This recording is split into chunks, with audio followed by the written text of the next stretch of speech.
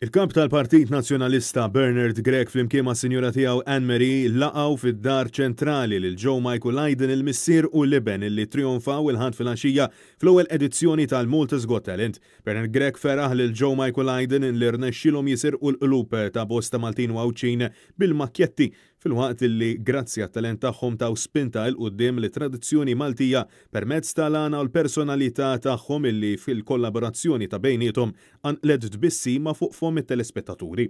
Il-kap tal-Partit Nazzjonalista mira r-reżiljenza ta' Ċkejken Hayden illi ta' 6 snin biss affronta din l-isfida b'determinazzjoni u mingħajr ebda biża'.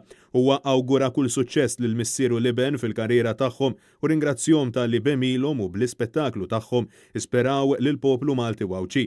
Bernard Grech ringrazzja wkoll il-Kap Eżekuttiv tax-Xandir Nazzjonali Charles Dalli tal-ħidma tal-istazzjoni li grazzi għal dan il-programm il-lingwa u l-kultura Maltija kellha opportunità ta' vetrina f'kull dar f'Malta u Għawdex u mhux biss.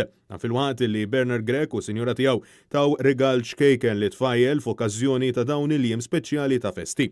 Intant Net News tkellem ma' Joe Michael Hayden fejn saħqu illi fil-bidu tal-kompetizzjoni qatt ma kienet tgħaddilhom minn moħħhom illi kienu ser ikunu ir-rebbieħa ta' dan il-programm. Le, laqas solitament ma kontx qed nistenna, però hemm ħriss sodisfatt imbagħad bl-affari għax li l-kultura Maltija ħadet dak il-premju naħseb li jistħoq ilha hekk. Hemm iktar milli ħadna l-premju aħna iktar għall-kultura u tradizzjoni tal-Maltin u hekk, tieħu pjaċir. Dan fil-waqt li Ċkejken Hayden xtaq iwassal messaġġ lil kull wieħed u waħda minnha. Nagħtihom li ma jaqtawx qalbhom, ngħidilhom biex jagħmlu li jistgħu.